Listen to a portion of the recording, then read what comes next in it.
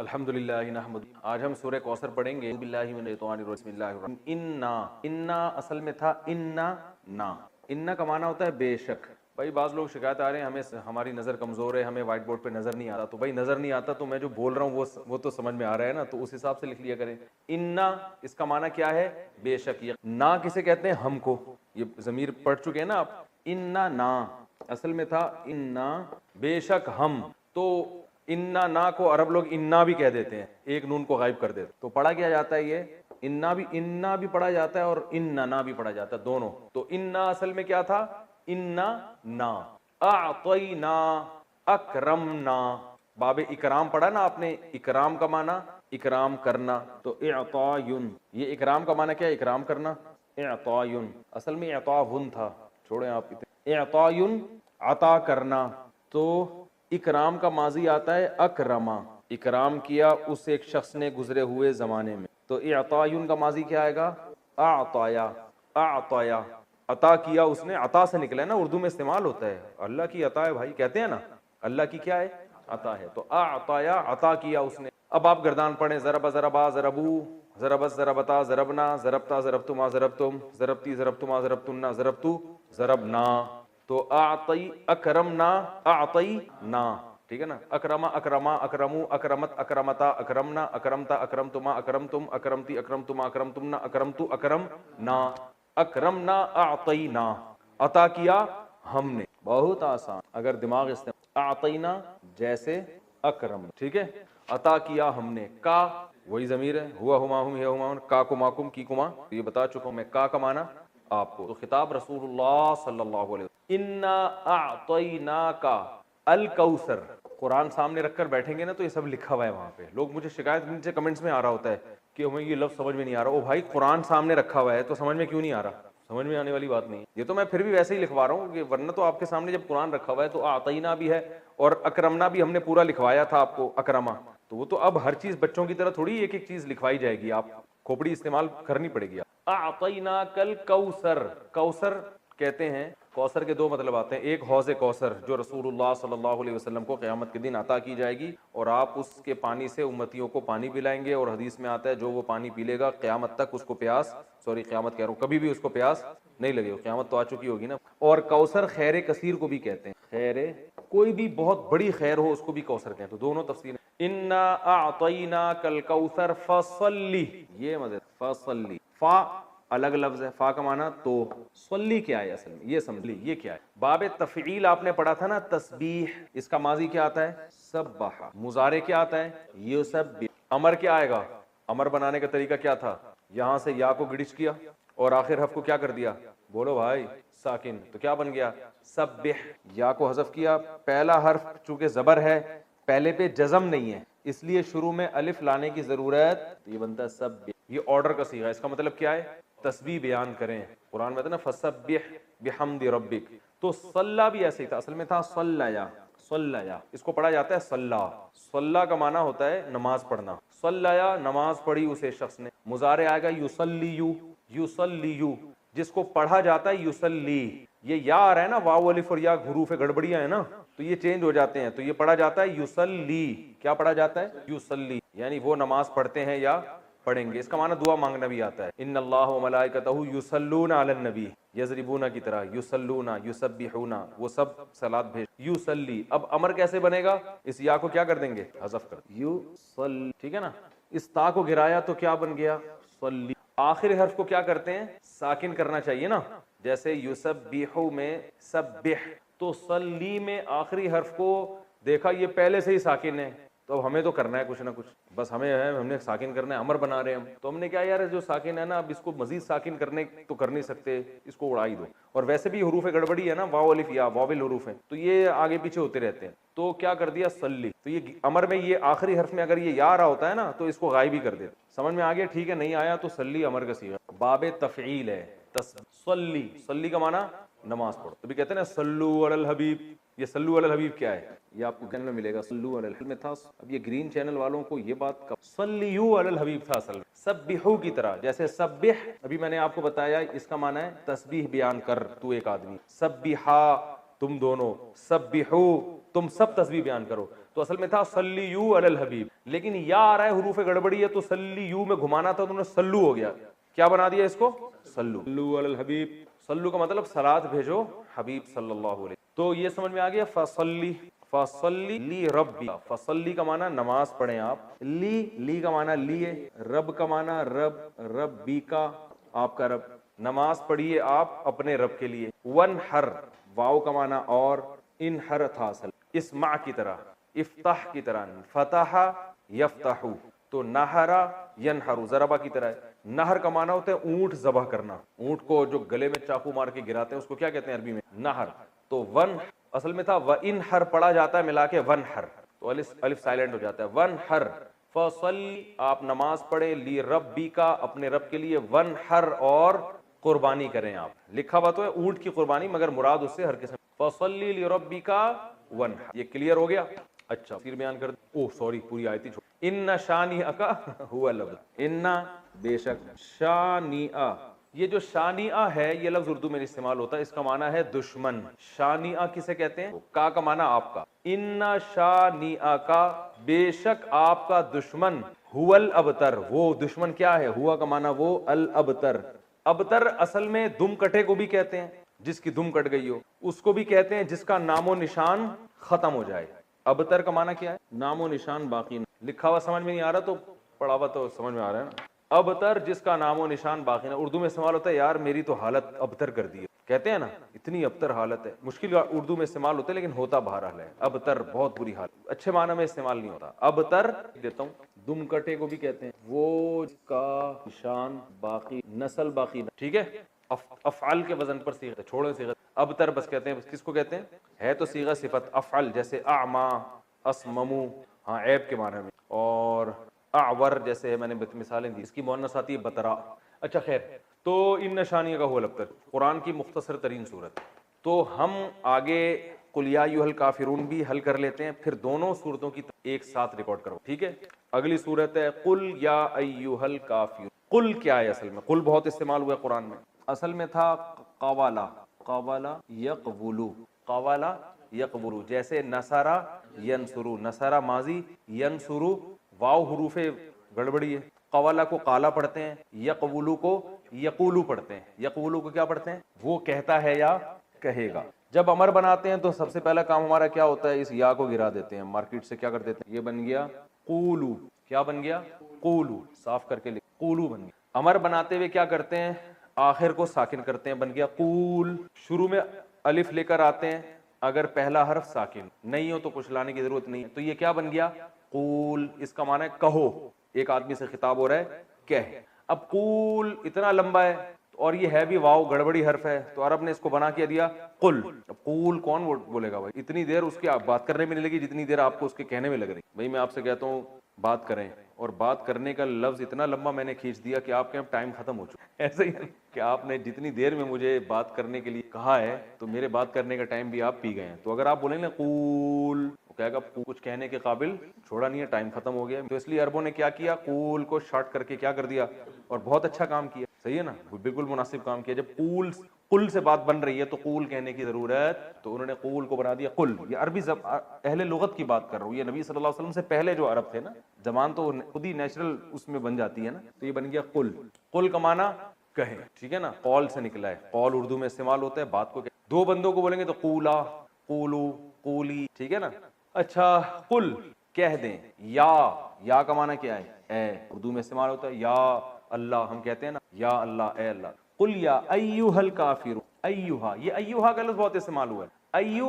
ایو کا مطلب ہوتا ہے یہ صرف یوں سمجھ لیں کہ ایک تنبیہ کے لیے لگایا ہے. جیسے ہم کہتے ہیں ارے، اور ہا کا معنی بھی ایک تنبیہ، ہا یعنی ادھر متوجہ ہو جاؤ.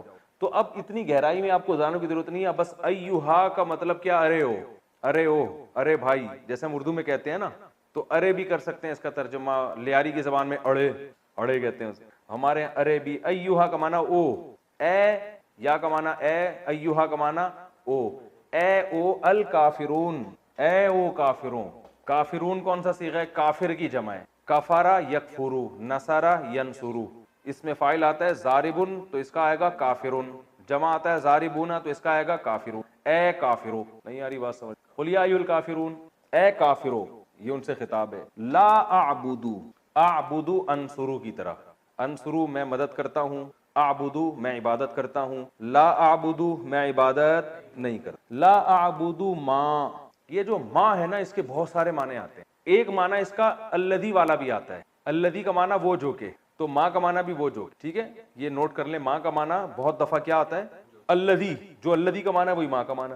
لا اعبدو ما، میں نہیں عبادت کرتا اس کی جو کہ، میں عبادت نہیں کرتا ما اس کی جو کہ، یعنی اس کی جو کہ، یا ہو انگلش میں نا، ہو یا ہوم، یہ بالکل وہی معنی ادا کر رہا ہے. ٹھیک ہے نا، میں عبادت نہیں کرتا ما اس کی. تعبدون، تعبدون تنصرونا کی طرح، تنصرو تم مدد کرتے ہو، تنصرو تنصرانی تنصرونا تم سب مدد کرتے ہو، تعبدونا تم سب عبادت کرتے. مطلب کیا ہو؟ میں عبادت نہیں کرتا ما اس کی، تعبدونا تم عبادت کرتے ہو جس. بہت آسان، میں عبادت نہیں کرتا اس کی جس کی عبادت تم کرتے ہو. ولا، واو کا معنی اور، لا کا معنی نہیں، انتم کا معنی انتم. میں نے بتایا تھا نا انٹی اور انتم کا فرق بتایا تھا. انتم عابدونا، ضاربونا کی طرح، کافرونا کی طرح، قاتلونا کی طرح. قاتل قتل کرنے والا، قاتلون بہت سارے. تو عابد عبادت کرنے والا، عابدونا بہت سارے عبادت کرنے والے. تو ولا انتم، اور نہیں ہو تم بھی، عابدونا عبادت کرنے والے، کیونکہ انتم بہت سارے ہوتے ہیں نا، تم سب کو خطاب ہے. تو عابد کے بجائے عابدونا. ولا انتم عابدونا، اور تم عبادت کرنے والے نہیں ہو، اس میں فاعل ہے یہ. ولا انتم عابدونا ما اس کی، ولا انتم عابدون ما اعبد، اور تم عبادت کرنے والے نہیں ہو اس کی جس کی میں عبادت کرتا ہوں. ولا انا عابد ما عبدتم، ولا انا، اور نہ ہوں انا عربی میں کہتے ہیں، میں انا نحنو بتایا تھا نا. ولا انا عابد، یہ اس میں فاعل ہے، اور نہ میں عبادت کرنے والا ہوں. ولا انا عابد ما اس ذات کی، عبدتم، عبدتم تھا اصل میں، پڑھتے عبدتم ہے. ضربتم کی طرح، نصرتم. بھائی دیکھو نا، ضربا ضربا ضربو، ضربت ضربتا ضربنا، ضربتا ضربتما ضربتم، تم سب مارتے ہو. عبدتم تم سب عبادت کرتے ہو. ولا انا عابد، اور نہ ہی میں عبادت کرنے والا ہوں ما اس معبود کی، عبدتم جس کی تم عبادت کرتے. پھر دوبارہ تکرار کیا اسی مضمون کا، ولا انتم عابدون ما اعبد، یہی آیت دوبارہ آئی ہے. اور نہ تم عبادت کرنے والے ہو ما اس ذات کی، اعبد جس کی عبادت. لکم، لام کا معنی لیے، کم کا معنی تمہارے. لکم دینکم، تمہارے لیے، دینکم تمہارا دین. ولیا، واو کا معنی اور، ولیا یا کا معنی میں، ذرا بنی تھا نا، یا آ رہا تھا. ولیا اور میرے لیے، لکم دینکم ولیا اور میرے لیے ایک دین. یہ تو ترجمہ بتا رہا ہوں نا، لکم دینکم تمہارے تمہارا دین، ولی دین اور میرے لیے بھی ایک دین ہے. ایک کا ترجمہ تنوین سے کر رہا ہوں. جب بھی دو زبر دو زیر دو پیش آتا ہے نا تو اس کا معنی کوئی یا ایک لگتا ہے. سمجھ میں آ گیا؟ ٹھیک ہے، نہیں ہے تو زیادہ پیچیدگیوں میں جانے کی ضرورت بالکل. لکم دینکم ولی دین، تمہارے لیے تمہارا دین اور میرے لیے دین، ایک الگ دین. تو یہ سورہ کوثر اور سورہ کافرون. کتنا ٹائم باقی ہے بھائی؟ 19 منٹ باقی. تو سورہ کوثر اور سورہ کافرون کا میں نے آپ کو جو گرامر کے لحاظ سے حل کر دیا. اب ہم آگے اس کی تفسیر پڑھتے ہیں. تو اب ہم انشاءاللہ اس کی تفسیر پڑھیں گے. پہلے سورہ کوثر ہم نے پڑھی ہے. کوثر عربی میں خیر کثیر کو کہتے ہیں. اس سورت کا ایک شان نزول ہے. شان نزول اس کا یہ ہے کہ رسول اللہ صلی اللہ علیہ وسلم جب مکہ مکرمہ میں تھے تو آپ صلی اللہ علیہ وسلم نے لوگوں کو توحید کی دعوت دی. تو بہت سو نے قبول کی، بہت سو نے انکار کیا. آپ صلی اللہ علیہ وسلم کے دشمن پیدا ہو گئے. عرب میں نرینہ اولاد کو ایک بہت بڑا تحفہ سمجھا جاتا تھا. آپ صلی اللہ علیہ وسلم کے نرینہ اولاد نہیں تھی. آپ کے بیٹے پیدا ہوئے قاسم، اور ان کا انتقال ہو گیا. تو اس پہ جو ہے نا مشرکین مکہ نے یہ شور مچانا شروع کر دیا کہ دیکھو یہ تو ابتر ہے معاذ اللہ، یعنی ان کی تو نسل ہی ختم ہو رہی ہے، ان کا تو اثر ہی ختم ہو جائے گا، اور جو دین یہ لے کر آئے ہیں ان کے دنیا سے جانے کے بعد وہ دین ختم ہو جائے گا. کیونکہ عموماً ایسا ہوتا ہے کہ باپ کے جانے کے بعد بیٹے جو ہے وہ قائم مقام بنتا ہے اور وہ اسی ویژن کو لے کے آگے چلتا ہے. تو ان کو یہاں ویسے بھی لوگ فالو نہیں کر رہے ہیں مکہ میں، اور ان کی اپنی کوئی اولاد بھی نہیں ہے، یعنی نرینہ اولاد بھی نہیں ہے، کیونکہ نسل تو نرینہ اولاد سے چلتی ہے. تو اس لیے جو ہے نا یہ ابتر ہے معاذ اللہ. ابتر کا معنی ان کا نام و نشان ختم ہونے والا ہے. تو نبی صلی اللہ علیہ وسلم بشر تھے. آپ کو یہ تانے سن کے غم ہوتا تھا. انسان کو بہرحال ہوتا ہے جب کوئی اس کے خلاف منفی پروپیگنڈا کرتا ہے. تو اللہ تعالیٰ نے آپ صلی اللہ علیہ وسلم کی تسلی کے لیے یہ آیات نازل فرمائیں. عاص ابن وائل ایک بہت اسلام دشمن تھا، عرب کا سردار تھا، اس نے یہ پروپیگنڈا بہت، تو اس پر سورہ کوثر نازل ہوئی. انا اعطیناک الکوثر، اے نبی ہم نے آپ کو خیر کثیر دی ہے. خیر کثیر سے مراد آپ کو جو ہم نے اسلام دیا ہے وہ اتنی بڑی خیر ہے کہ اگر آپ کے کوئی نرینہ اولاد نہیں بھی ہے تو اس کے مقابلے میں اللہ نے آپ کو جو دین دے دیا، اس کی دینی دنیا کی برکتیں بھی حاصل ہوں گی اور آخرت میں بھی. تو یہ خیر کثیر کے ہوتے ہوئے اگر آپ کے نرینہ اولاد نہیں ہوتی تو آپ کو غم کرنے کی ضرورت اور دوسری تفسیر کے مطابق ہم نے آپ کو حوض کوثر دی، تو آپ صلی اللہ علیہ وسلم میدان حشر میں اپنے امتیوں کو پانی پلائیں گے جب لوگ پیاس سے بلک رہے ہوں گے۔ تو یہ آپ کی خصوصیت ہے کہ اس وقت اللہ نے آپ کو ایک نہر آپ کے اختیار میں دی ہوگی جس سے آپ اپنے چاہنے والوں کو پانی پلائیں گے اور پھر ہمیشہ کے لیے ان کی پیاس بجھ جائے گی۔ تو جس کو اتنی بڑی نہر ملی ہو، اتنا اس کو عزت مل رہی ہو آخرت میں، تو اس کو ایسی شخصیت کو کہ اگر نرینہ اولاد نہیں ہوتی تو وہ یہ غم کوئی غم نہیں ہوتا۔ تو یہ دو خوشخبریاں دی گئیں، انا اعطیناک الکوثر، اے نبی ہم نے آپ کو کوثر عطا کی ہے۔ اب چونکہ اللہ نے ایک نعمت کی ہے تو اللہ فرما رہے ہیں کہ آپ پر بھی شکر واجب۔ وہ شکر کیا ہے؟ فصلی لربک، آپ اپنے رب کے لیے نماز پڑھیے، ونحر اور قربانی کی، دو کام آپ کریں گے، نماز اور قربانی۔ تو اس کا صلہ اللہ آپ کو کیا عطا فرمائے گا؟ ان شانئک ھو الابتر، آپ کا دشمن آپ کو تانے دے رہا ہے کہ آپ ابتر ہیں، آپ کی نسل ختم ہونے والی ہے، تو ہم آپ کو یہ خوشخبری دے رہے ہیں کہ آپ دین پر مضبوطی سے قائم رہیے، آپ کے دشمن کی نسل ختم ہونے والی ہے۔ تو ان کے جسمانی بیٹے تو ہوں گے، روحانی اولاد نہیں ہوگی ان کے، جس کا نتیجہ یہ نکلے گا کہ ان کے درجنوں بچے ہو کے بھی ان کا نام و نشان مٹ جائے گا۔ باپ دیکھیں عرب کے بہت اولاد ہوا کرتی تھی، لیکن آج ان عرب کے سرداروں کا نام لینے والا کوئی نہیں ہے، نہ ابو جہل کو پوچھا جاتا ہے، نہ ابو لہب کو، نہ عاص بن وائل کو۔ تاریخ میں ان کا تذکرہ ایک برے عنوان سے، برے نام سے کیا جاتا ہے، کوئی ان کو عزت دینے والا نہیں، حتیٰ کہ ان کی اولادیں بھی آگے جا کے مسلمان ہو گئیں، انہوں نے بھی اپنے باپ دادا کا ذکر چھوڑ دیا۔ تو یہ اس صورت میں اللہ تعالیٰ کا ارشاد ہے۔ اچھا، اب اس میں جو کچھ علمی باتیں ہیں، نمبر ایک کہ اللہ تعالیٰ نے جب بھی کسی پر کوئی انعام کیا ہو، احسان کیا ہو، تو اللہ تعالیٰ چاہتے ہیں کہ اس کا تم شکر ادا کرو۔ اسی وجہ سے آپ صلی اللہ علیہ وسلم کو اس صورت میں خطاب کیا گیا کہ ہم نے آپ کو جب کوثر عطا کی ہے تو آپ اللہ کے بندے ہیں، لہذا آپ پر بھی اللہ کا شکر ادا کرنا واجب۔ پہلی بات تو یہ پتہ چلی۔ دوسری بات یہ پتہ چلی کہ شکر ادا کرنے کا طریقہ ہمیشہ سے وہی ہوگا جو اس صورت میں، ایک نماز اور ایک قربانی۔ نماز ہمیشہ یاد رکھیں کہ لیبل ہے جسمانی عبادت، اور قربانی لیبل ہے مالی عبادت، کیونکہ جب آپ جانور، عرب میں اونٹ جو ہے نا یہ بہت قیمتی مال تھا، تو اتنے قیمتی مال کو کاٹ دینا یہ بہت بڑی قربانی سمجھی جاتی۔ تو مطلب کیا ہے کہ آپ نے اللہ کو راضی کرنے کے لیے اپنے جسم کو بھی کھپانا ہے جیسے کہ نماز میں کھپایا جاتا ہے، اور اپنے مال کو بھی قربان کرنا ہے جیسے کہ قربان جاتا ہے۔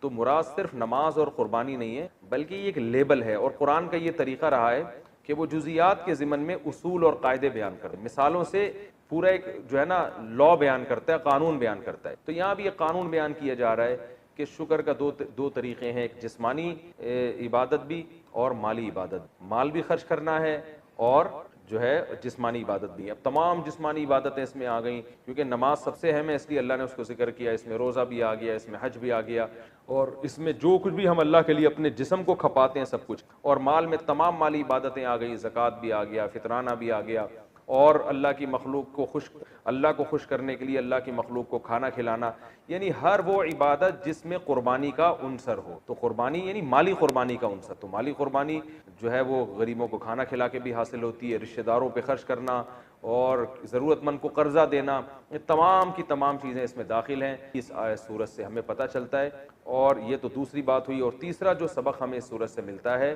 وہ یہ ملتا ہے کہ جب آپ اللہ کا شکر ادا کرتے ہیں اور آپ اللہ کے حکام کو فالو کرتے ہیں تو روحانی نسل بہرحال آپ کی، اور اگر آپ اللہ کا شکر ادا نہیں کرتے تو آپ کی اولاد بھی آپ کو بھولتی ہے، جیسے کہ اولادیں تو ملی مشرکین مکہ کو مگر کوئی ان کو یاد نہیں رکھتا۔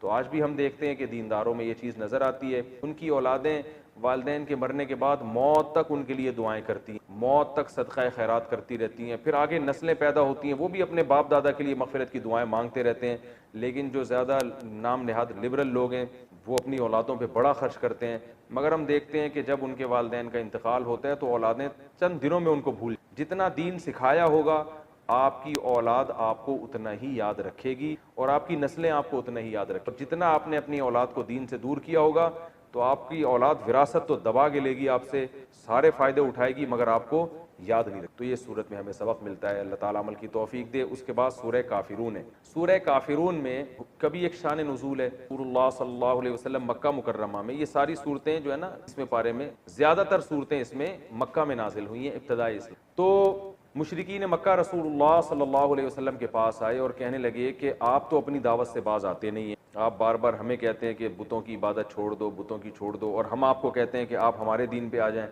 تو ایسا کرتے ہیں کوئی کمپرومائز کا راستہ اختیار کر لیتے ہیں، تو آپ ہمارے بتوں کی عبادت کر لیا کریں کبھی کبھار، اور ہم کبھی کبھار آپ کے اللہ کی عبادت کر لیا کریں گے. تو اس طرح جوڑ کے چلیں گے, ہمارے والے معبود بھی خوش ہو جائیں گے اور آپ کا اللہ بھی خوش ہو جائے گا. تو اس پہ یہ صورت نازل ہوئی اور ان کو یہ بتایا گیا کہ تم ابھی تک اسلام کو سمجھے ہی نہیں. اسلام کا جو کچھ دعوت ہے وہ یہ ہے کہ یہ بت اللہ کے ساتھ عبادت میں شرکت کے لائق. اسلام تو شرکت کی نفی کر رہا ہے. شرکت کا مطلب اللہ کے ساتھ غیر اللہ کی عبادت, یعنی اللہ کی بھی اور غیر اللہ کی بھی یہ نہیں ہوگا. اسلام کا دعویٰ ہے کہ عبادت صرف اللہ ہی کی ہوگی. تو میں اگر اللہ کے ساتھ ان کی عبادت کر لوں تو میرا تو پھر میں تو اپنے دعوے میں ہی جھوٹا ہو گیا.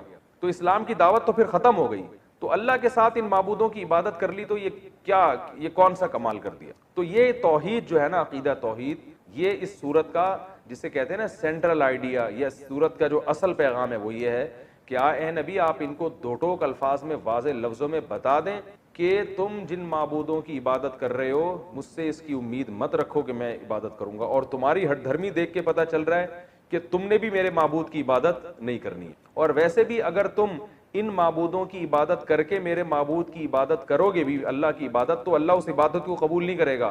لہذا وہ عبادت کرنا نہ کرنا برابر ہے. تو اللہ کی نظر میں تم عبادت نہ کرنے والے ہی کہلاؤ گے. تو یہ سورت کا مضمون ہے. قل یا ایھا الکافرون, اے نبی آپ کافروں سے کہہ دیجئے, لا اعبد ما تعبدون, میں ان معبودوں کی عبادت نہیں کرتا جن کی عبادت تم کرتے ہو, ولا انتم, اور نہ ہی تم, عابدون عبادت کرنے والے ہو, ماں اس معبود کی, عابد جس کی میں عبادت کرتا ہوں. اب سوال پیدا ہوتا ہے وہ تو تیار تھے عبادت کرنے کے لیے, تو نبی ان سے یہ کیوں کہہ رہے ہیں کہ تم بھی اس کی عبادت کرنے والے نہیں ہو جس کی میں عبادت کر رہا ہوں. وہ نبی اس لیے کہہ رہے تھے کہ تم اپنے نظریے کے مطابق اگر میرے معبود کی عبادت کر بھی لو تو اللہ کی نظر میں تم اللہ کی عبادت کرنے والے کہلاؤ گے, کیونکہ اللہ اس عبادت کو مانتا ہی نہیں ہے جس میں اللہ کے ساتھ کسی کو شریک کیا. اس لیے بتا دیا کہ تم بھی میرے معبود کی عبادت کرنے والے نہیں ہو. تم اس خوش فہمی میں نہ رہو کہ تم ادھر بتوں کی بھی عبادت کرو گے اور اللہ کی بھی عبادت کرو گے تو کچھ دین حق کا حصہ تمہیں بھی مل جائے گا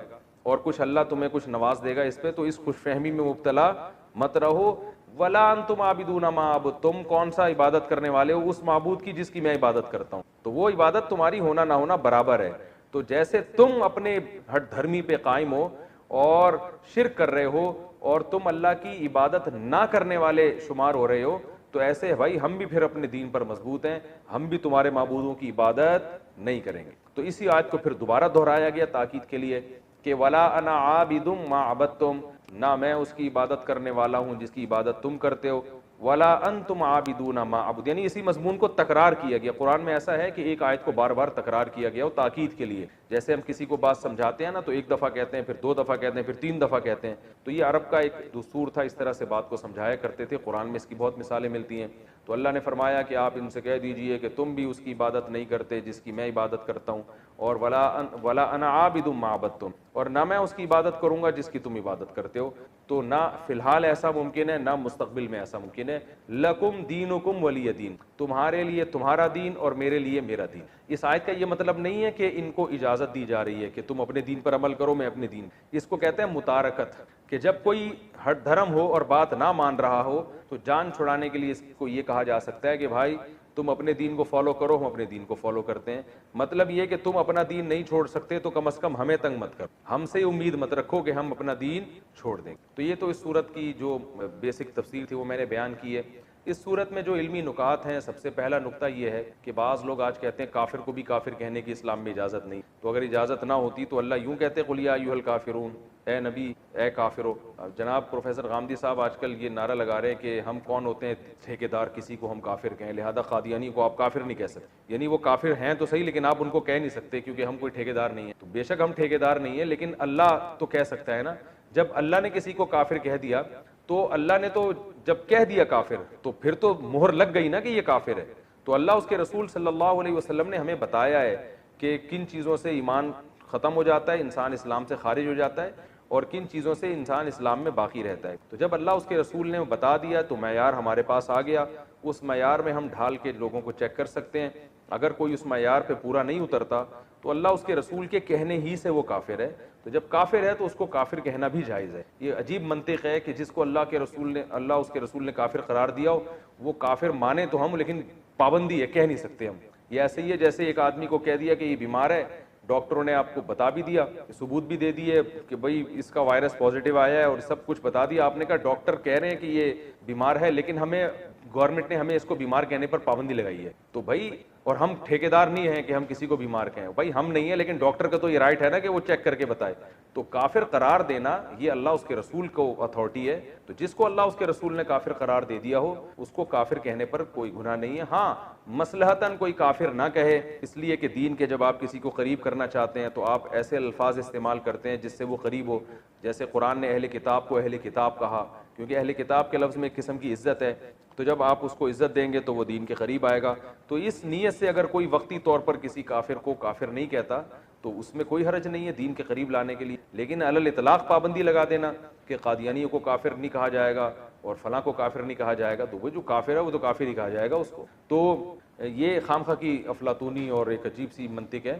تو قرآن نے بھی کافر کہا اور نبی کو بھی کہا کہ اے نبی آپ یوں کہہ دیے اے کافر ہو. کافر کا معنی انکار کرنے والا, اے انکار کرنے والو, اے اللہ اس کے رسول کا انکار کرنے والو. تو لا اعبد ما تعبدون, جس کی تم عبادت کرتے ہو میں اس کی عبادت نہیں کر سکتا. تو پہلا علمی نقطہ کیا پتا چلا کہ کسی کافر کو کافر کہہ سکتے ہیں بشرطے کہ مصلحت کے خلاف نہ. دوسرا علمی نقطہ ہمیں یہ پتا چلا کہ جب آپ کسی کو بھی دین کی دعوت کی طرف لے کر آئیں تو ایک حد تک محنت کریں, اور جب آپ نا امید ہو جائیں اسباب کی دنیا میں تو پھر آپ برات کا اعلان کریں. یعنی یہ ہر کافر کے بارے میں نہیں ہے, یہ سورت تو ان کافروں کے بارے میں نازل ہوئی نا جو ہر دھرم تھے, ضدی تھے, ایمان لانے کے لیے کسی قیمت پہ تیار ہی نہیں تھے. تو ایک اسٹیپ ایسا آتا ہے کہ اس میں آپ کو یہ کہنے کی اجازت ہے کہ بھئی ہم تم سے بری ہیں, لکم دینکم ولی دین, تمہارے لیے تمہارا دین اور ہمارے لیے ہمارا دین. کیونکہ اب ہمیں تمہارے انداز سے اور تمہارے عمل سے پتہ چل گیا, ایک اندازہ ہو گیا کہ تم ہمارے دین کو فالو کرنے والے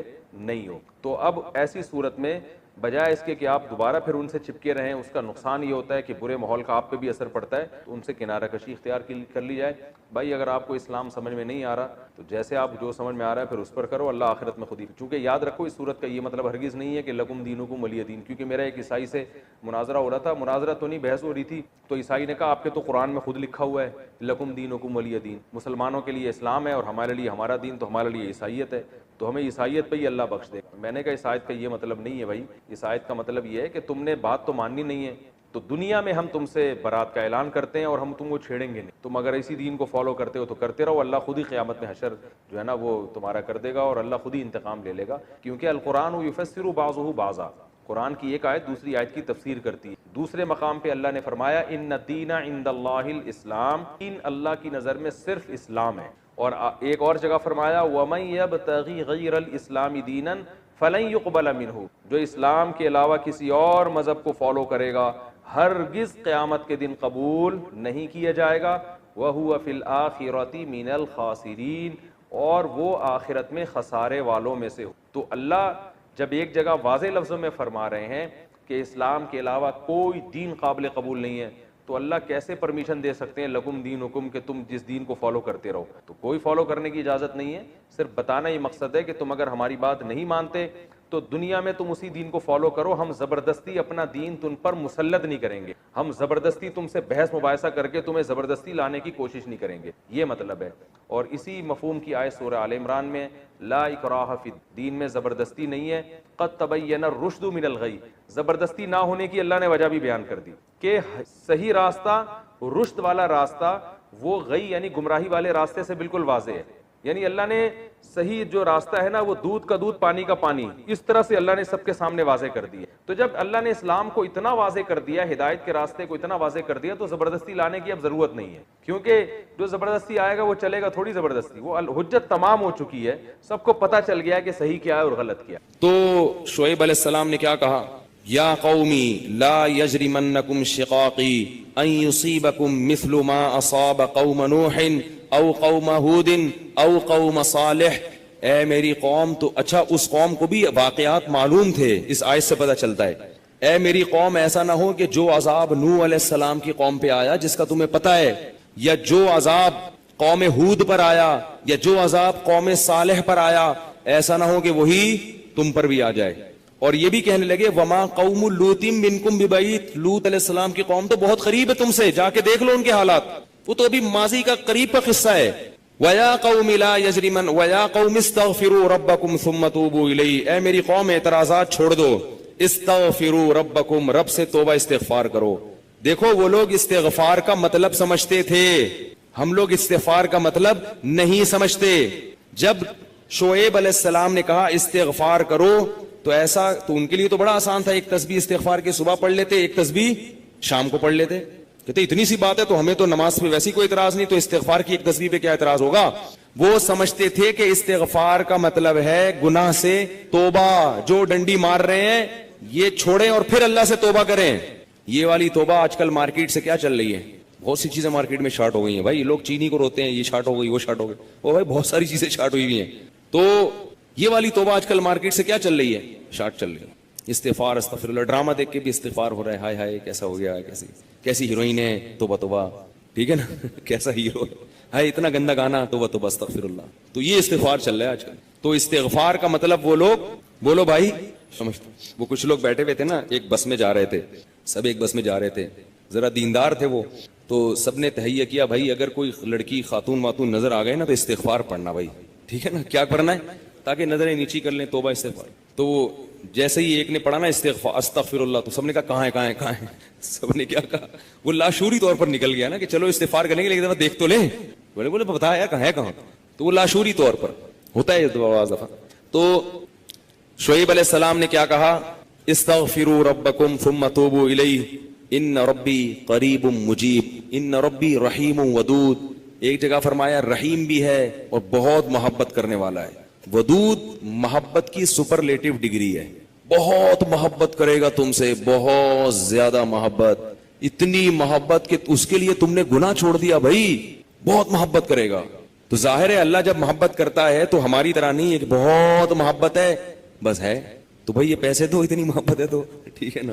آپ کو کوئی دوست پریشانی میں آیا آپ کے پاس، بہت پریشان تھا، اس کو پیسوں کی ضرورت تھی، وہ آپ اس سے کہہ رہے یار مجھے تمہیں، آپ کو پتہ نہیں تھا کہ ابھی یہ پیسے بھی مانگ لے گا مجھ سے، کہہ رہے یار مجھے تم سے بہت محبت ہے، ایکچولی میں بتا نہیں سکتا بہت محبت ہے، وہ بڑا خوش ہو گیا بھائی اب تو ٹھیک ہے بھائی، تو کہہ رہے یار مجھے نا 100 روپے کی ضرورت ہے۔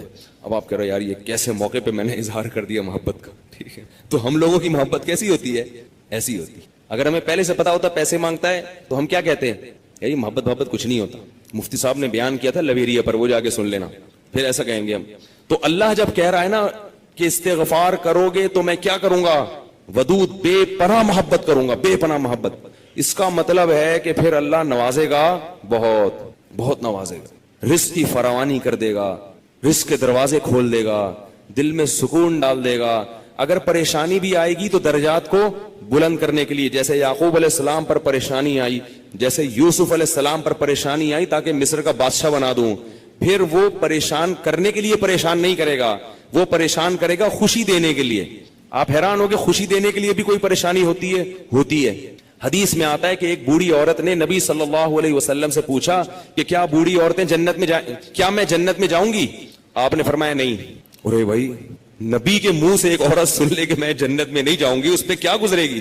اس کا مطلب جہنم کا ٹھپا لگ گیا، اسٹیمپ لگ گئی، اتنی پریشان۔ خود سوچو کہ جن صحابہ کو جنت پر ایسا یقین تھا جیسے اپنی آنکھوں سے دیکھی۔ حضرت علی کی ایک روایت ہے کہ میں اگر جنت کو اور جہنم کو اپنی آنکھوں سے دیکھ لوں تو میرے ایمان میں اضافہ نہیں ہوگا۔ تو جن لوگوں کا ایمان ایسا ہو نبی پر، ایک ایک بات پر وہ نبی کے منہ سے سن لے کہ میں جنت میں نہیں جاؤں گی، تو اس پہ قیامت نہیں آ گئی ہوگی، رونے لگی، پریشان ہو گئی، کچھ دیر میں نبی نے فرمایا کہ جاؤ گی جوان ہو کے۔ اس کنڈیشن میں اب یہاں ایک نقطہ اٹھایا ہے کہ بھئی ایسا مذاق کرنا جس سے تکلیف ہو، کسی مسلمان کو تکلیف دینا تو جائز نہیں ہے، تو نبی کیسے تکلیف دے سکتے ہیں، اتنی تکلیف میں ڈال دیا بیچاری کو۔ تو اس کا جواب یہی ہے کہ بعض دفعہ تکلیف کسی بہت بڑی خوشی کا پیش خیمہ ہوتی ہے۔ نہیں آئی بات؟ اگر پہلے تکلیف میں نہ ڈالا جاتا تو بعد میں جو اس کو راحت ہوئی ہے نا، وہ راحت نہ ہوتی، وہ خوشی نہ ہوتی۔ اس خوشی تک پہنچانے کے لیے پہلے تھوڑا سا تنگ کرنا ضروری ہے، ورنہ وہ خوشی نہ ہوتی۔ تو اللہ بھی اگر اپنے نیک بندوں کو پریشان کرتے ہیں تو وہ پریشانی کسی بہت بڑی کامیابی کا پیش خیمہ ہوتی ہے، پیش خیمہ ہوتی، پھر اس میں تسلیاں بھی ملتی رہتی ہیں ان کو۔ تتنزل علیہم الملائکہ اللہ تخافوا ولا تحزنوا فرشتے ان کے دلوں پہ نازل ہو کے خوشخبریاں دیتے ہیں کہ غم نہ کرو، خوف نہ کرو، بس یہ پریشانیاں دور ہونے والی ہیں، جنت کی نعمتیں ہیں. بعض دفعہ تو دنیا میں بھی بہت بڑی کامیابی مل جاتی ہے. تو اب وہ اچھا یہ بات مسئلہ ذہن میں رکھو کہ اللہ ودود ہے، محبت کرتا ہے اپنے بندوں سے بے پناہ، رحیم ہے، غفور ہے. یہ بہت بڑی غلط فہمی ہے کہ گناہگاروں کے لیے بھی ہے. نہ نہ نہ نہ، گناہگاروں کے لیے نہیں. جو گناہ سے توبہ کرنے والے ہوں ان کے لیے. ہمارے ہاں بعض خطیب اللہ کی رحمت کو ایسے بیان کرتے ہیں کہ گناہگار سمجھتا ہے کہ اللہ مجھ سے بھی بہت زیادہ محبت کرتے ہیں، حالانکہ وہ کبیرہ علانیہ گناہوں کا مجموعہ ہوتا ہے. وہ آدمی گناہوں سے اللہ کبھی بھی محبت نہیں کرتے، تو گناہگار سے کیسے محبت کریں گے؟ جو گناہ سے بچنے کی کوشش میں لگ جائے، بے شک نہ چھوٹے ہوں لیکن بچنا چاہتا ہے، اس سے بھی اللہ محبت کرتے ہیں. علماء لکھتے ہیں گناہ نہ بھی چھوٹے ہوں لیکن چھوڑنا چاہ رہا ہے، لائن پہ آنا چاہ رہا ہے، تو اللہ اس سے بھی محبت کرتے ہیں، اس کے لیے وسائل پیدا کرتے ہیں، اسباب کے آ جائے. جو نہیں چاہتا اس سے اللہ محبت نہیں کرتے. اللہ اس کے لیے غفور اور رحیم نہیں ہے. الا یہ کہ قانون یہ ہے، اللہ اپنی رحمت سے کسی کو بخش دے تو ایک الگ بات ہے، قانون یہ نہیں ہے. قانون یہ ہے کہ وہ کیا ہے؟ عزیز ذو انتقام، غالب ہے اور انتقام لینے والا ہے. ان الذين يكسبون الاثم سيجزون بما كانوا يقترفون. جو گناہ کر رہے ہیں عنقریب پتہ چلے گا، عنقریب پکڑے جاؤ گے، عنقریب ٹھکائی لگے گی. تو جس سے محبت ہوتی ہے اس سے ایسے باتیں کی جاتی ہیں. آپ کو جس سے محبت ہے آپ اس کو دھمکیاں دیتے ہیں اس طریقے سے. اللہ فرماتے ہیں کہ تمتعوا، مزے اڑاؤ مزے، ان مصیرکم الی النار، آنا جہنم کی آگ کی طرف ہے. حدیث میں آتا ہے کہ میں سب سے زیادہ غیرت مند اور اللہ مجھ سے بھی زیادہ غیرت مند ہے. اور اللہ کی غیرت کو اس وقت جوش آتا ہے جب کوئی اللہ کے حرام کردہ کاموں میں سے کوئی کام کرتا ہے. یہ کون چیخ رہا ہے بھائی؟ ان کو سنبھالیں بچوں کو باہر، کیا ہو رہا ہے؟ یہ پیچھے لوگ بیٹھے ہوئے ہیں دیکھ نہیں رہے ان کو. تو اللہ کو غیرت کس وقت آتی ہے؟ حدیث کے الفاظ ہیں کہ جب کوئی بندہ اللہ کے حرام کاموں میں سے کسی کام کا ارتکاب کرتا ہے. اللہ کھلا رہا ہے، اللہ پلا رہا ہے، پھر آپ ناجائز کی طرف جا رہے ہو. تو حدیث میں یہ نہیں آتا کہ جب کوئی بندہ گناہ کرتا ہے تو اللہ کو اس میں بھی محبت کا بڑا جوش آتا ہے. نہ نہ نہ، پھر اللہ کو غیرت آتی ہے اور اللہ کی صفت انتقام جوش میں آتی ہے.